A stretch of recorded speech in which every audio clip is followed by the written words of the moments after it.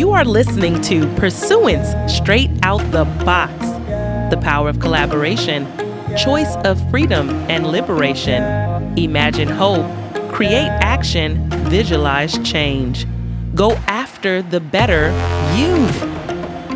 Hey, this is Taniki Richard on purSUance Straight Out the Box. Topic today is the transition is real, ... I'm going to fill in the ellipsis with my motivated guest, United States Marine Corps veteran, speaker, speed coach, pro athlete trainer, World Masters Athletics Championship medalist, Dedrick Clark. Hey. Hey. Thanks for having me.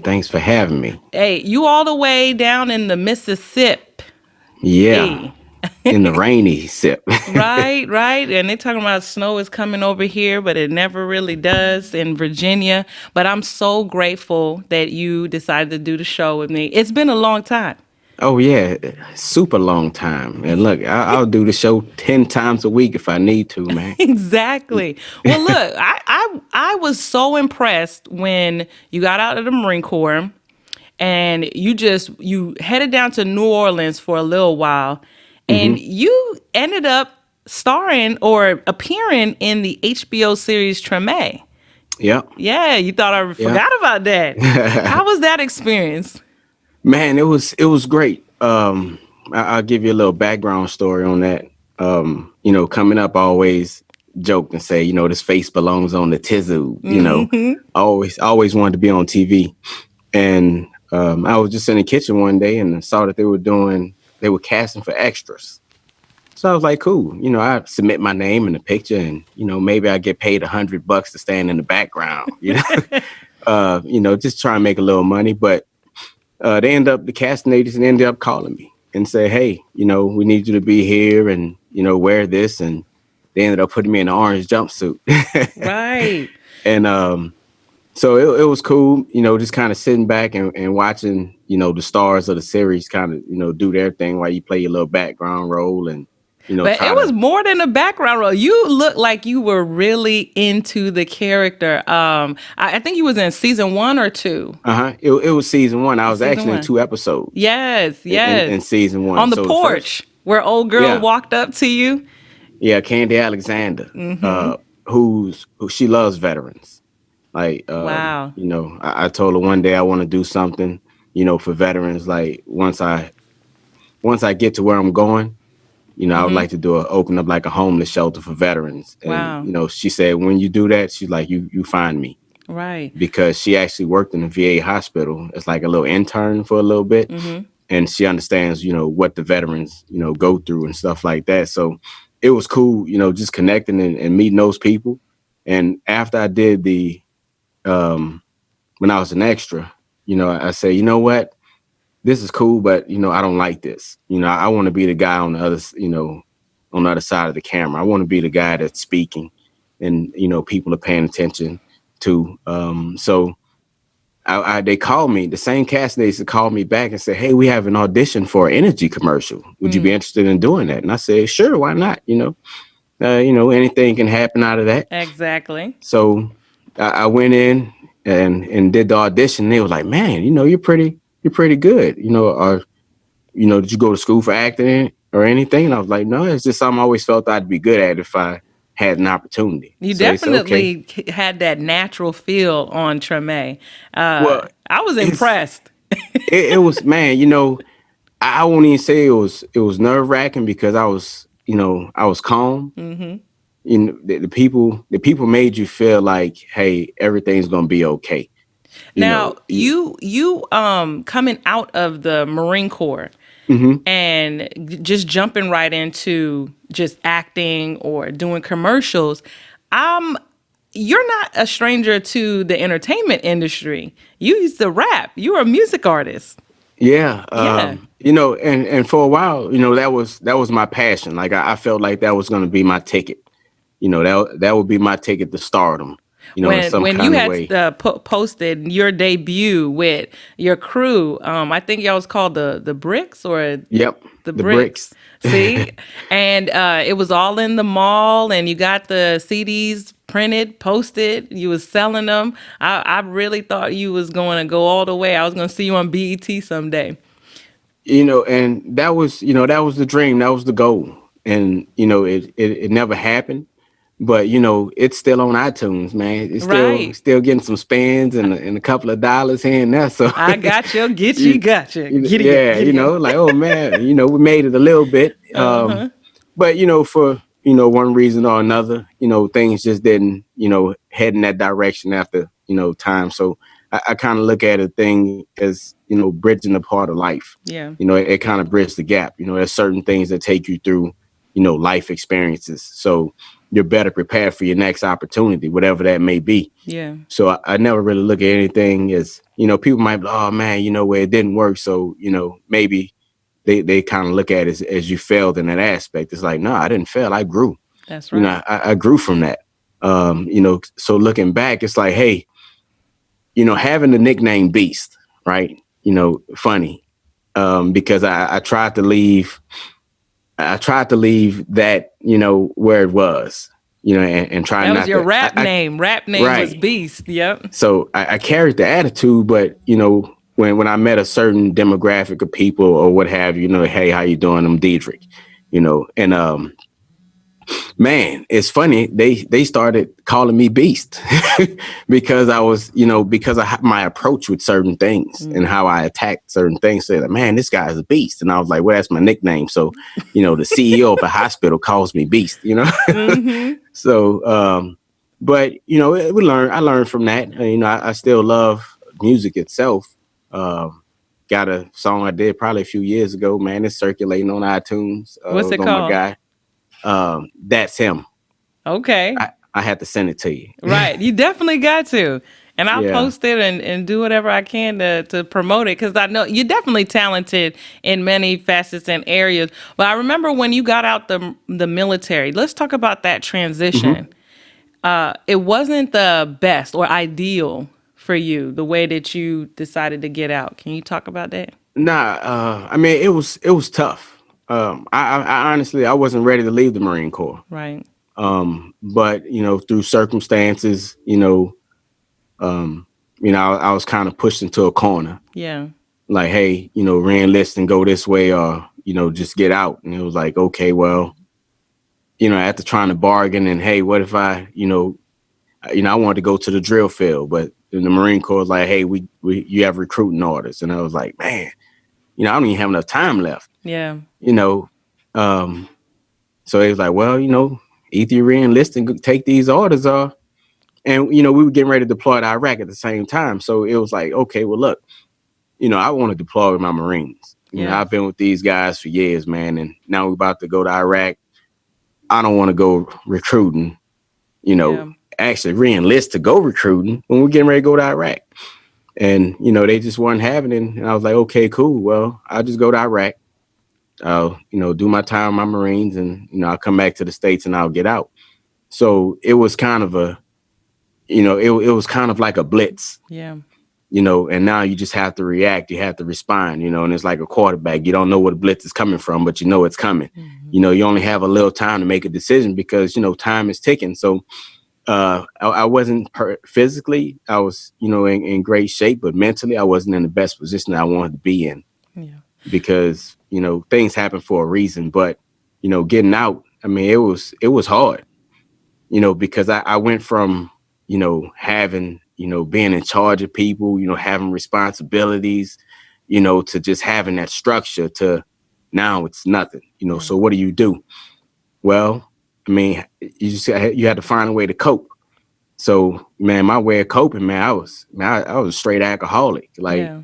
Man, every day, I wake up in the morning before I even eat breakfast, I was drinking something, just to get that buzz or what have you, and just kind of, forget the world, and still trying to do the music thing at the same time. And it's like, okay, well, if I'm gonna do the music thing, then not that you have to portray a certain image, but you have to become something Right. that people believe in or people want to support, Yes.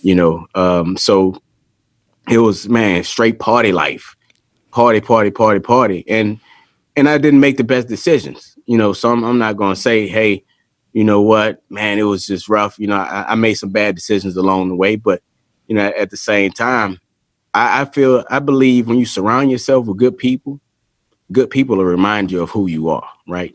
So how did you So, take responsibility for that? Like, how did you deal with the fact that, okay, these decisions that I'm making, they're not the best? What did that look like in your mind? well, if you remember how I looked when I left Iraq, like I was like, rah, right? You You was know, beast mode. I yeah. mean, you And, barely could put your arms down. you know, in my eyes, I was still that guy. And, you know, a friend came to me one day and he said, man, Beast, he said, what's going on, man? I said, man, what you talking about? He said, man, you're not that dude no more. You know, he was like, man, I just felt like I had to tell you, you know, because I'm looking in the mirror and I still see that 195-pound monster. And, you know, I was 155 pounds. Wow.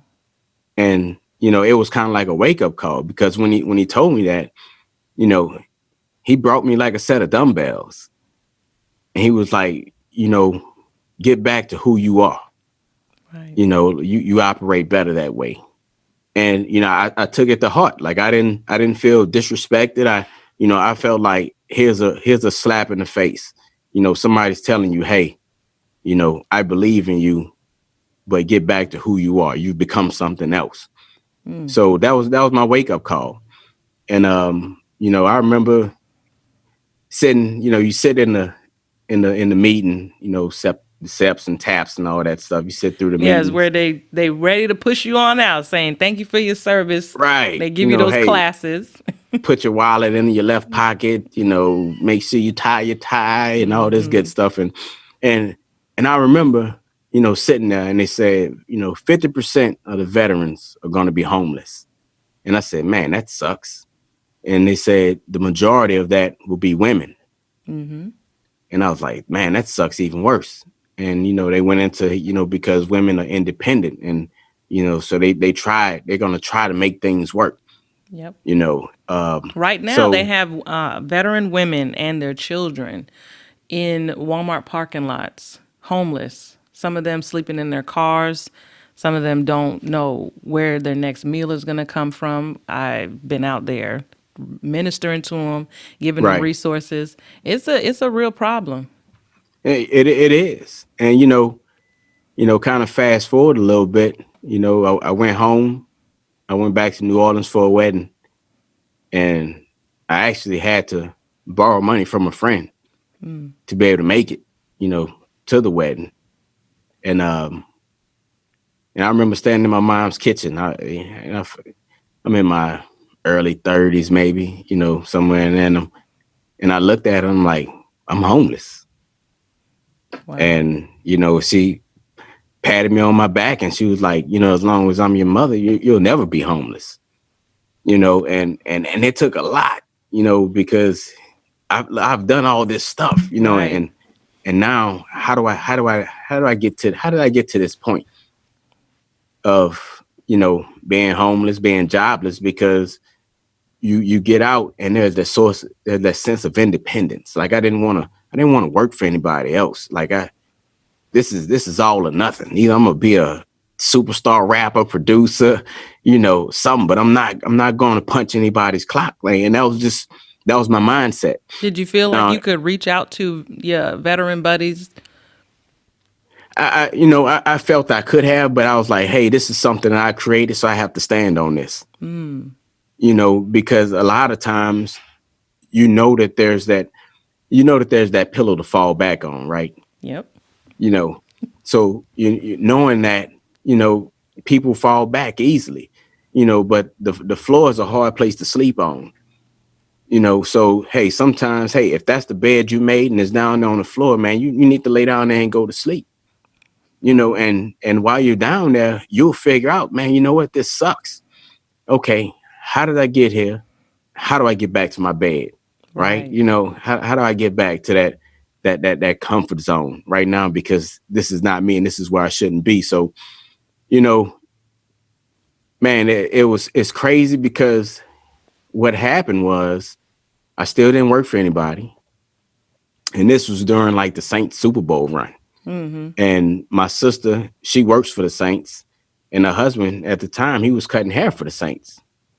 And so my parents, they got me a box of blank T-shirts, right?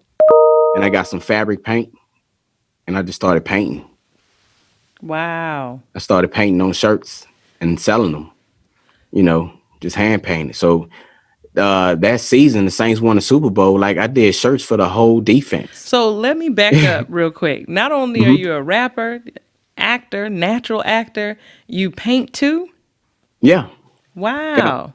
It's like one of those hidden talents. I remember getting out of the Marine Corps, and I posted something online, and well, my boy, he said, "Man, I feel disrespected. All these years I known you, and I ain't you could draw a stick I man." just learned something right now. That's good though. you I know, feel so, like a lot of veterans are super talented. And uh, they are. I mean, you just have to find an outlet. Because it's like people who go to college, right? And they spend all these years in college, and they get this nice degree, and then when they get out, there's no job for that degree. correct. So it's what do you do? You know, hey, is there some other part of you that was left undeveloped that you can fall back on, till you get on your feet? I mean, I never went to school for art. And some parts of me wish I would have, but at the same time, it's like, hey, you know what? I just kind of picked up a pencil and a pen and just started doodling. Just watching my cousin. He was like a master artist. So I was like, man, I want to be like my cousin, growing up. So and as years went by, I just kind of got better at it. And man, I went periods of like years without drawing. And one day I was like, you know what? Let me see if I still got it. And it was like, okay, I still got it. And And this is something you use that to paint the shirts, and Mhm. that's how you started your entrepreneurship. Yeah. Wow.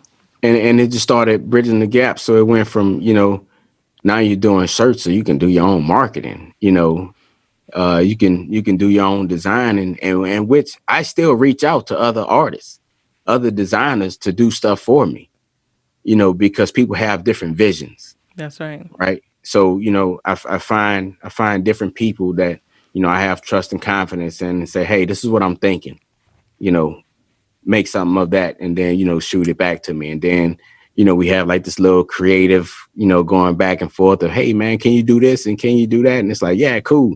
And so it's one of those things where you always have to surround yourself with like-minded people. And collaborate. And you over there employing and gleaning off of their talents and collaborating, and that's how you work a community of support. Right. And these are the entrepreneurs. Right. So it's not like I'm reaching out to these major companies and stuff like that. Nah, I'm finding that guy he's grinding. So you're a father, a Hmm. father of two, and going through that transition from military and then moving forward to entrepreneurship, how effective were you, or did you struggle with being a father during those times? Oh man, it was a huge struggle, just because of, you know, distance and relationships, Yeah, because you have one out of state. right. Right. So that in itself was like it's another story in its own, Yeah. but it's your typical, you know, mother versus father, Yes. type. And so it's like the kid gets caught up in the warfare, Yes. and I would love to have you back on the show to talk about that, because I know a lot of brothers who do want to be in their kids' lives. They have a very hard time with trying to work through the mother, or, if there was any issues, I'm pretty sure you had to come to some type of agreement or some type right. of mature agreement to be parents to one child. So I would love to have you back on the show to talk about that a little bit deeper, because I feel like black men in general, they have something to say. There's a stigma out there about black men not Oh, taking care of their kids. definitely, They definitely. got something to say about that. I mean, it was, I got not physically attacked, but but verbally, verbally assaulted, Right. by somebody from that side of and I'm like, if you the same time you took to type all of this up, Right. if you to put that same energy into asking me and saying, hey, what's up? you Right. know Positive. haven't seen or heard anything, what's going on, is there anything I can assist you with, outside of, and I would have told you, hey, look, man, it's not from a lack of trying. Right. you know there was a point where I couldn't even get a picture. You see what I'm saying? Right. Couldn't even get a picture. I know that had to But be hurtful because, oh, it was. I mean, yeah. there wasn't a Father's Day that went by that, like, I wasn't like, man, this sucks.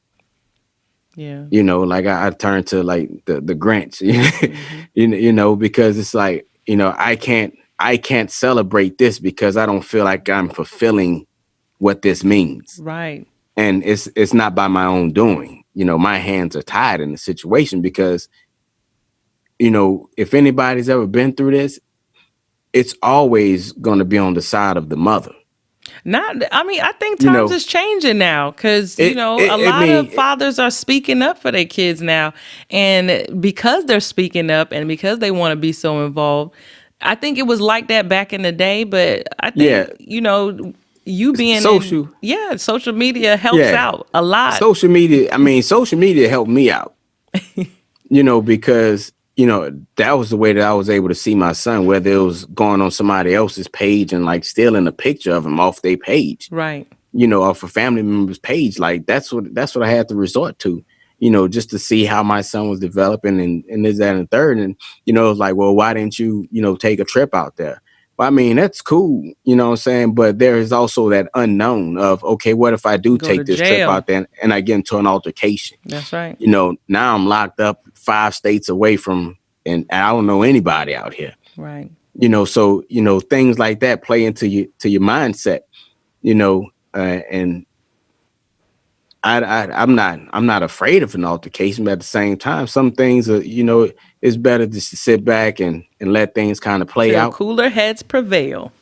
Yeah. So I mean, it took some years, but uh, after things kind of settled a little bit, my son came and he lived out here in Mississippi with me for a good little while, and he decided he wanted to go back and be with his mama, which is, hey, it's cool.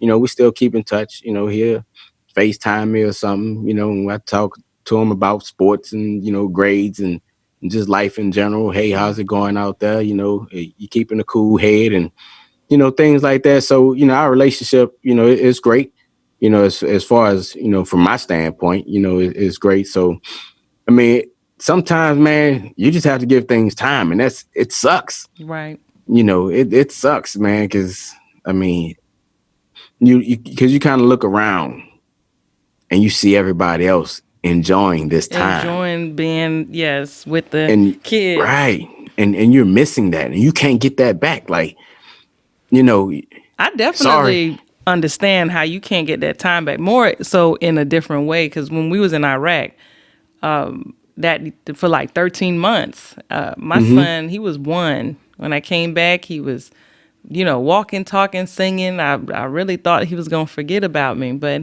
he didn't.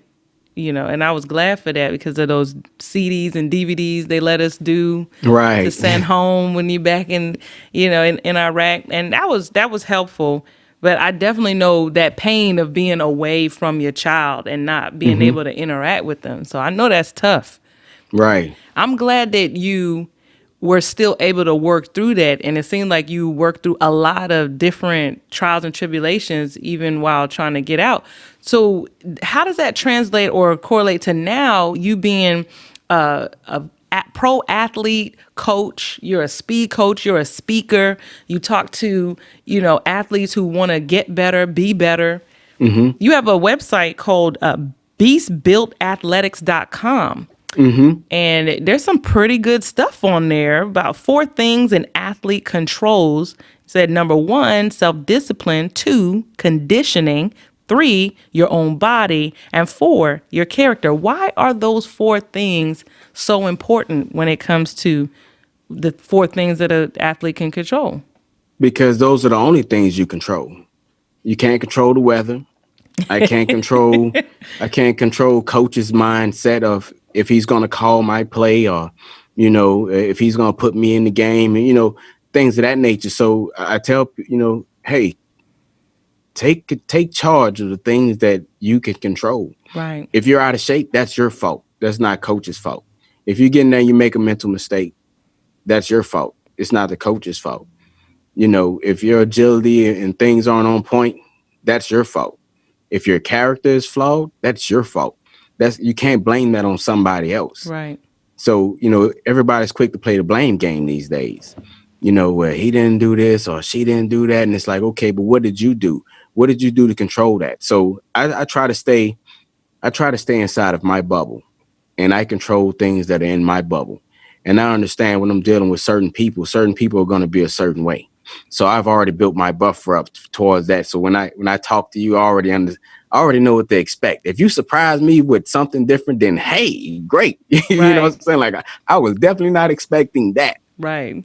And that in itself, just controlling, those four things. If you control those four things, then you'll find your way in the game. You'll find a way. I tell them, hey, people don't know your name if you're not in the game. Right. Can't be a bench warmer. Yeah. I mean, nobody knows the guy sitting on the sideline unless he's been in the game before. And then they're like, oh, why is that guy sitting on the sideline? Mm-hmm. And then, after a while, people forget about you. So they got fair weather friends up in this, especially in the entertainment industry. I'm telling you that. If you read a book, The Champion's Mind, How Great Athletes Think, Train, and Thrive by Jim Afromo. Afromo. He got a PhD talking about athletic fitness. How did that book change your life? Well, man, the thing is, it's funny that I read these things and I'm like, man, these people think the same way I think. I just haven't put my book out yet. So like I like listening to the great speakers. I like reading books, and it's like we're saying the same thing, we're just speaking a different language. Yeah. So that lets me know I'm on the right path, because it's a way to measure yourself, right? Right. And that's what I use it for. It's kind of like a measuring stick. Well, hey, let me see what this person's talking about. Like, man, I was just telling somebody that the other day without even knowing that this person had said that yet. Yes. That's how you swimming in the right pond, because you're surrounding yourself around champions, and so because you are a champion. The mindset is everything. Yeah. It's everything. I mean, physically, it's great to have physical, attributes and stuff like that. But mentally, if you're flawed and messed up, physically, it's not even going to matter, because you can't get out of your own way. Excuse me, I'm sorry. Okay. You could repeat that. Physically, you can't get out of your own way. Yeah. You can't get out of your own way because mentally you're flawed. So even though you're like, I'm this physical specimen, I see it a lot. We're dealing with athletes, the kids who are just talented and felt like they didn't need to put in any extra work.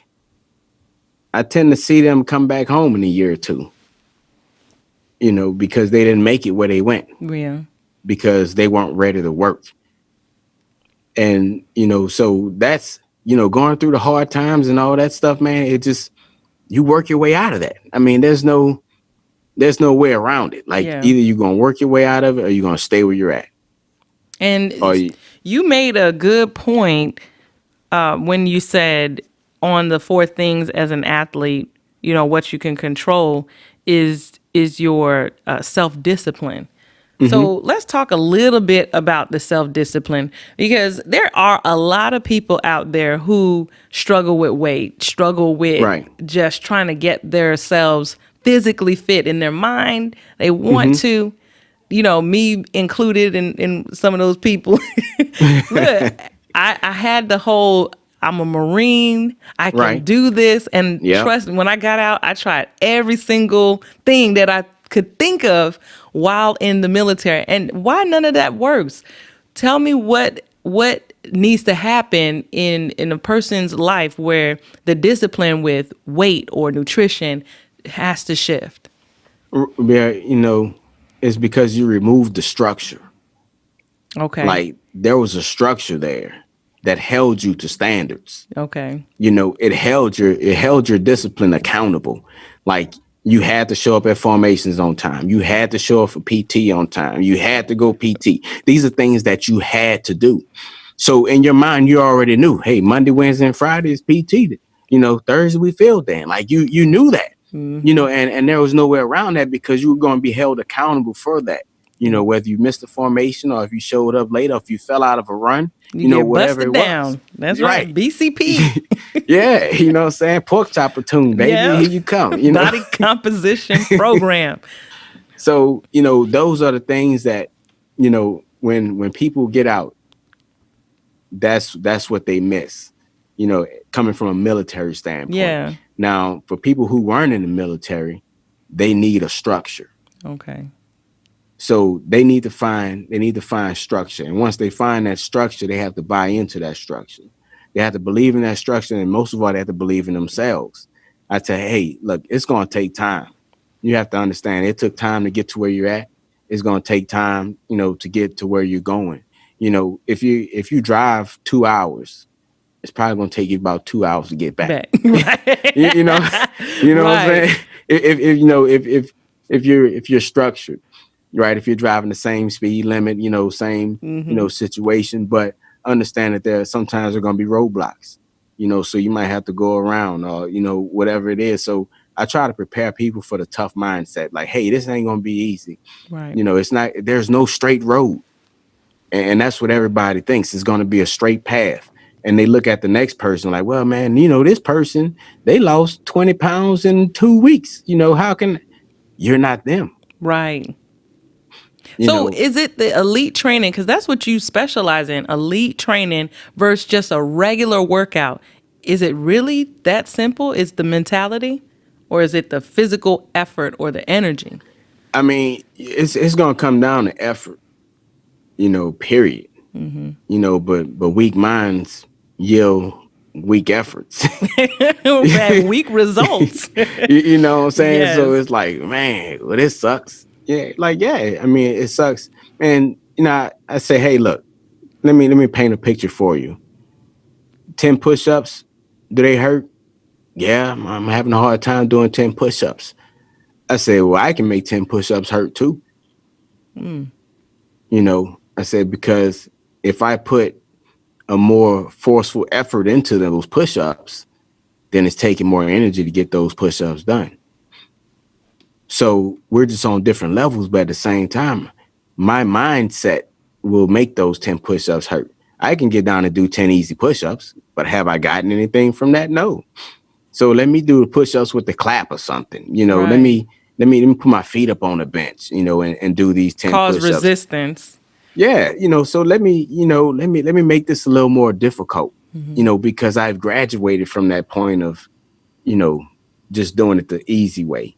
Now it's the easy way. When back then, okay, it was a little bit harder. Like, okay, pull-ups, yeah, I crank out 20 plus, no problem. I see you on your Instagram doing that.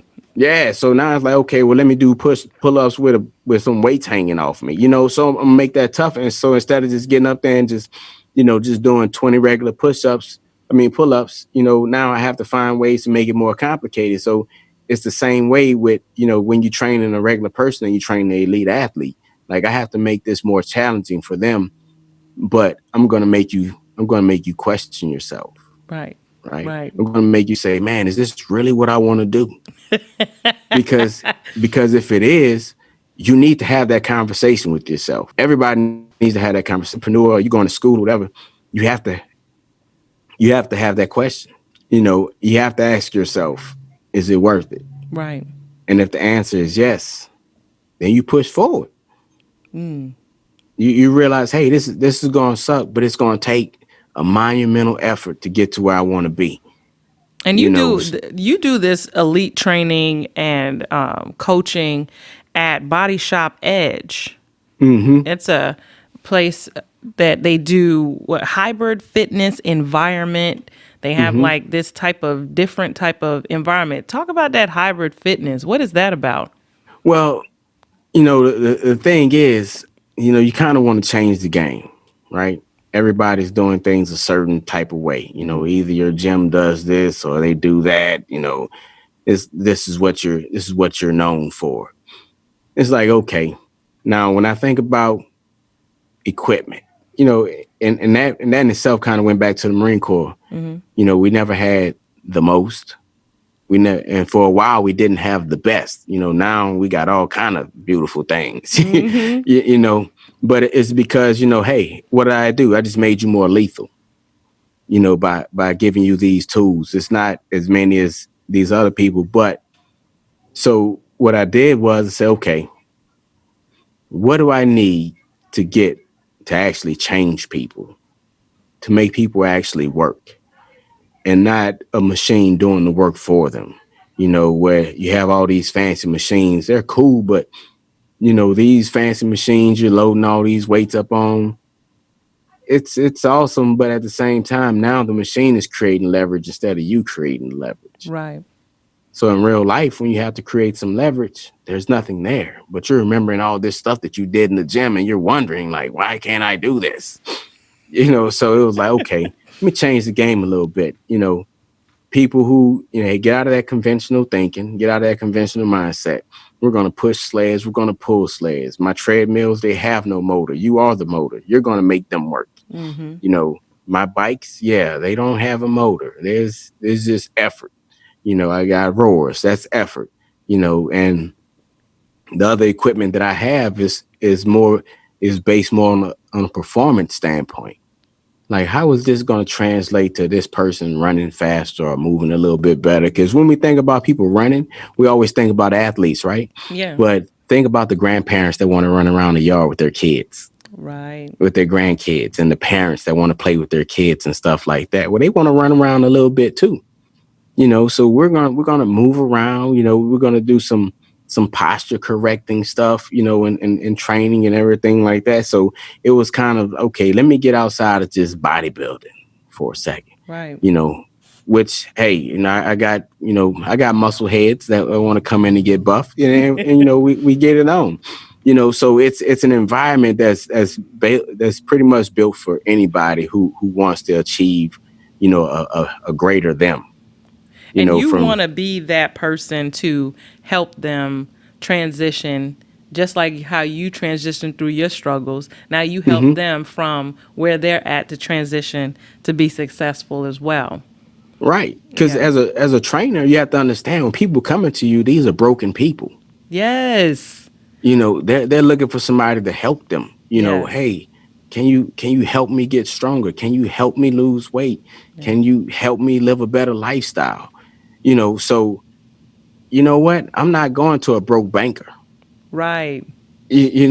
So I have to have something to be able to offer these people. So if I'm going to give you confidence, I have to be confident myself. If I'm going to build a stronger mind for you, I have to have a stronger mind myself. And I have to be able to give you pieces of that without compromising myself. That's right. That's right. If you have $10 and you give it all away, now you're broke. you, Correct. you know what I'm saying? Like, you have to have your own personal reserve to where, hey, you know what? When I give this out, I give this out, I give this out. Like, I'm not taking a hit. And it's different when you're a driven individual as opposed to just a motivated individual. I'm driven, and I'm driven to succeed. And what is success? It's, you keep going.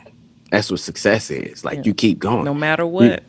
you just keep pushing, because sooner or later you'll get to where you were trying to go. But then once you get there, you'll realize you can go so much further. Like, that's the beauty of it. So it's you see your goals or whatever, and I'm like, man, that's cool. And I tell you, just becoming a world record holder, right? And you are a world record holder in dumbbell, in No, barbells, no, and no, no. In track, the 4x2 relay indoors, we did okay. that in Albuquerque. a Now, few was this years ago. before or after you came from France and Australia? This is after. Okay. And like Australia is kind of like the backstory Oh, wow. of that, because in Australia, in France, I'll rewind a little bit. So France was my first world championships, and I didn't make it. I didn't make it out of the semifinals in France. So then I said, okay, Was this in you the know, 100-meter dash? yeah, in the 100, Okay. and in the 200, I didn't make it out of the rounds. And my last chance to medal came down to the relay, Okay. which I ended up getting a silver medal in the relay. I led the relay off.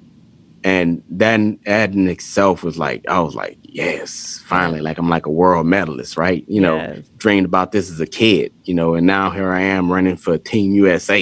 Like Yes. this is wonderful. So, fast forward to Australia, I made it to the finals in the 100. And I went from world champion to off the podium in the last 10 meters of the race. How did that happen? I had a thought of, man, I'm winning. And my body responded by slowing down. And I said, lesson learned. If I'm winning, it's because I train to be in that position. Yeah. So it shouldn't come as a shock, Yes. and so that provided the lesson. So here I am, I was disappointed, but then I thought about it. A friend of mine said, dog, you're fourth in the world. Right. Like Yeah. only 3 people were faster than you, and it's like, okay, you kind of put things into perspective, okay, I'll go pick up my certificate, Right. and hang that baby on the wall, and be And this proud is of that. Australia. Yeah, this Some is in people can't Australia. even get there. Not even if Right. they bought a plane ticket, they can't get there. And what happened was in the 200, I was like, okay, 200, I'm focused. I'm going to get after it. I pulled my hamstring. Oh, wow. So I couldn't run on the relays or anything. And I was like, man, I was devastated at that point.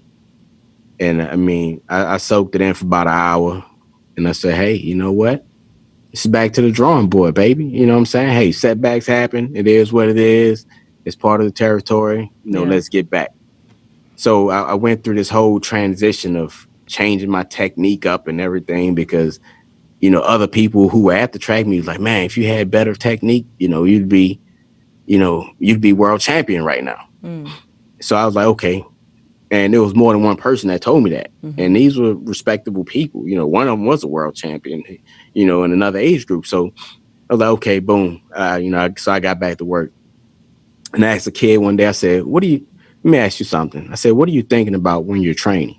I'm just thinking about kind of, just getting better, And I was like, okay, and they was like, Coach D, what are you focused on? And I said, I'm focused on breaking the world record. I said, it may never happen. I said, but that's what I'm working for. Right. And fast forward, I became a world record holder. Wow. And all of that stuff, kind of came back, just having those thoughts. Like my wife, Brandy, she was there and she said, I've never heard you yell like that before. Wow. And I said, man, has been pent up for years. Like just that excitement, that, Yes. Yeah, like, man, when the guy announced it, I thought he was about to say we just missed it, or, like, oh, they just missed it by, and we tied the world record with Great Britain had it, and then we tied it. And the funny thing is, we talked about it before the race, right? We my teammate brought up, said, man, we can beat the American record. We could break American record. And I was like, okay, cool. Well, we'll get after it. And we knew that if everybody ran what they normally run, then the American record would be no problem. So we like, okay, cool. And he's like, and the world record is, and we was like, no. We don't even want to know. No, don't tell us. Yeah, let's just go out here and, take care of business. And the guy said, man, the announcer came over the intercom and said the world record for the 4x2 is 129.74. And he was like, the Southwest sprinters just ran 129.74 to tie the world record. And I was like, Wow. so it was just that, like, wow, this is what I've been working for all those years. And I told this kid that, like, hey, this is what I'm working on. So, it happened. Fast forward a week. I was like, that's cool. That was a week ago. Now Time to get what? back to business. That's right. So there's still more things to be done. So I think a lot of people, they hang their hat on that one success, right? Instead of saying, okay, I did that. I made that. Now let's move forward and accomplish something else. So you may never break another world record again, but you may become great in your business, or you may become a better parent, or whatever it is, So you keep moving from that point, because that sets you up for other things. Right. Right. So Now do people want to you listen to what I have to say. exactly as a speaker, because when you do the work and now people want to hear from you and they will pay you to hear Right. from you. That's a beautiful thing when you can be paid for your passion. And so Beast Built Athletics, you sponsor, you're on the Body Shop Edge website for bodyshopedge.com. And at the bottom, you have your logo, Beast Built Athletics. Is that something that you normally do? Or is that... Well, the Body Shop Edge, it's my company too. But Okay. I didn't want to ditch the whole Beast persona. Okay. But I didn't want that to be the focal point, because now you scare people when you Right. say, oh, man, I don't know, I can't go to Beast Built Athletics. Like, I got to be a beast, like to even go there, So Right. it was just, what, from a smart marketing standpoint. Plus, the wife ain't want to go with Beast anything anyway. But Is she if you, religious? huh? Is she religious? Well, no, it wasn't that. It was just that, it's just the whole branding of it. Okay. Like, hey, let's do something that we are both proud of. Okay. And didn't want to be like the bully, like, oh, we're gonna call it this because of that. And it's like, nah, So you guys are business partners in mhm. in doing Body Shop Edge. Yeah, I take care of the training and she take care of the finances. Like, it's a beautiful relationship. That's right. Power You know, couple. right. And to me, that's what it takes. Because you have to have somebody else whose strength is better than yours in another area, That's but it's right. going to complement you in what you do. So I don't have to worry about, who's paying their bills or who's not paying their bills or anything like that, or even the whole billing of it, and she doesn't have to worry about training this person or the training schedule and That's this, that, right. and the third. Like, I do my thing, and she does her thing. So it's a beautiful relationship. And you have to find that in business. Right. A good If you're business not a partner. marketing guy, you have to find your marketing guy. That's her calling right there. Let me mute her real quick. But so that's really what it boils down to was, hey, understand that it's still powered by Beast. Right. Right. So even in the logo, if you pull up the logo and you zoom in, like on the little checker flags, there's a BBA, Beast Built Okay. Athletics in there. I like it. So did you design the Body Shop Edge logo? Nah, I reached out to my guy. Yeah.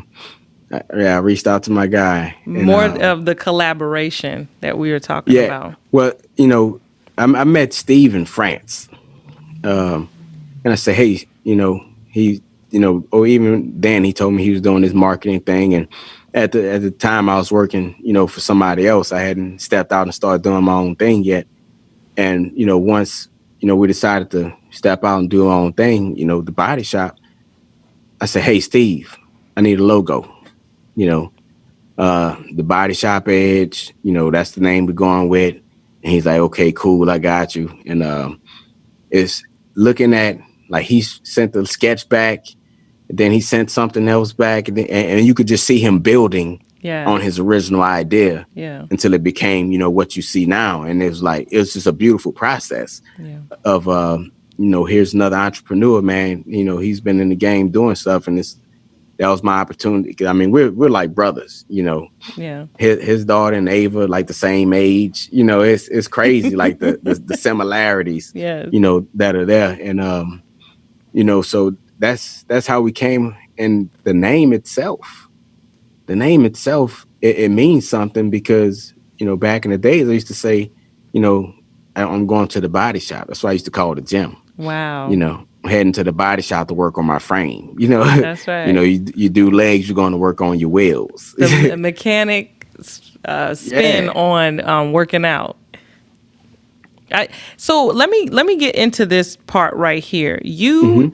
You as a speed coach and a pro athletic trainer, you're moving into a new thing that you're doing, and that's jujitsu, right? Yep. Yeah. What Yep. made you want to do jujitsu?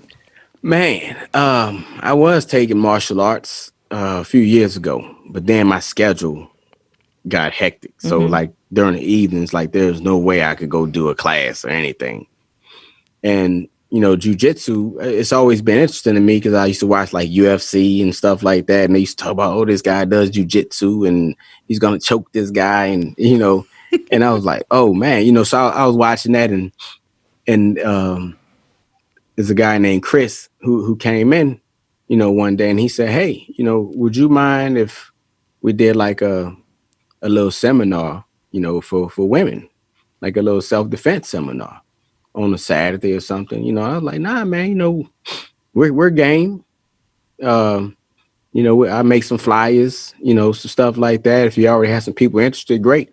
And we'll kind of roll from there. And he had been doing jujitsu for some years and retired law enforcement and stuff like that. So good, great guy, great guy. And so we did that, man. It was a blast. And uh came back like a few weeks later and said, hey, would you be interested in offering jujitsu at the Body Shop Edge? And I was like, I said, yeah, man, let's do that.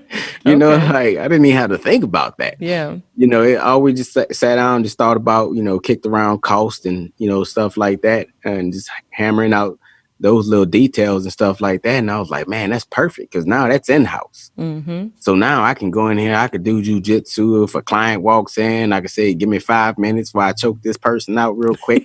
You know, you know, but it just worked out great, you know, having it in house. So now, I mean, I'm in it to win it now. So, Yes. you I know, can't. I hope that you are in it to win it at your first jiu-jitsu tournament in April 4th, 2020. It's coming around. You're going to New Orleans, right? yeah, it's coming around, you know, it's around the corner. I'm actually taking a year off from track just to do the jujitsu tournaments. I mean, because your body's beat up in a different way. Right. And I didn't want to have to worry about trying to get ready and dialed in for a race and stuff like that. And And decrease injuries. You kind of getting up there in age there, bruh. yeah, I know, right? You know, but you know, I'm still putting it on these young bucks. You know, Right? uh, you know, but and all of that, you know, it's like I tell people, man, you just got to take care of yourself. You know, and even speaking, you know, going to speak at different companies and stuff like that. As a trainer, they expect you to walk in and tell them exactly like you should eat this, you should be training this many times a week, you should do this, you should do that. And they already have their blockers up. Right. But when I walk in and say, hey, you know, your body is your money maker. Invest in the one thing that's taking care of everything else. Now it's like, whoa, what did he just say? I never thought of it that way. It's like, yeah, you know, your vehicle, that nice car you drive, it can't go do your job for you. That nice house that you live in, it can't go do your job for you. And if you can't go do your job, you'll lose all of that. So now it's a different perspective. It's like, wow.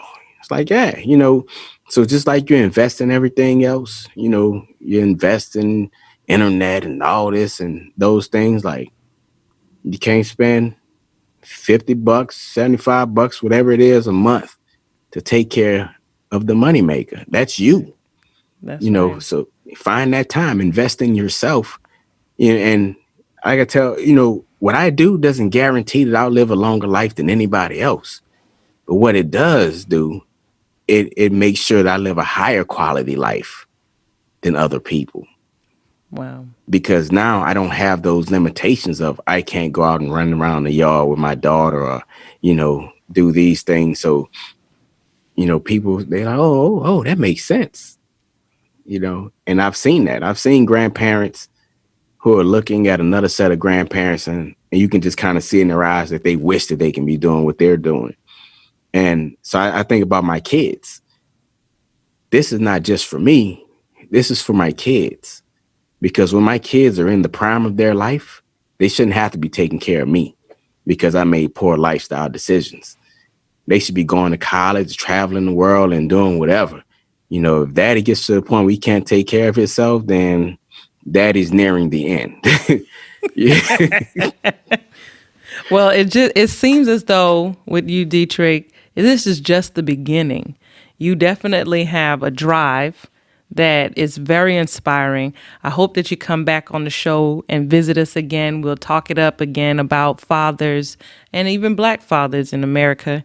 DedrickJClark at BeastBuiltAthletics.com. That is his email. YouTube channel is BeastBuiltTV. Instagram at BeastBuiltAthletics. You guys, go ahead and check them out. This is Taniki Richard on purSUance Straight Out the Box. Thank you for listening to purSUance Straight Out the Box. Join me on social media. Leave questions and comments on Instagram at TRRichard4, Facebook Taniki Richard. Don't forget to subscribe to my YouTube channel, JT Inspire LLC. Tune in next time for more courageous topics right here on purSUance Straight Out the Box.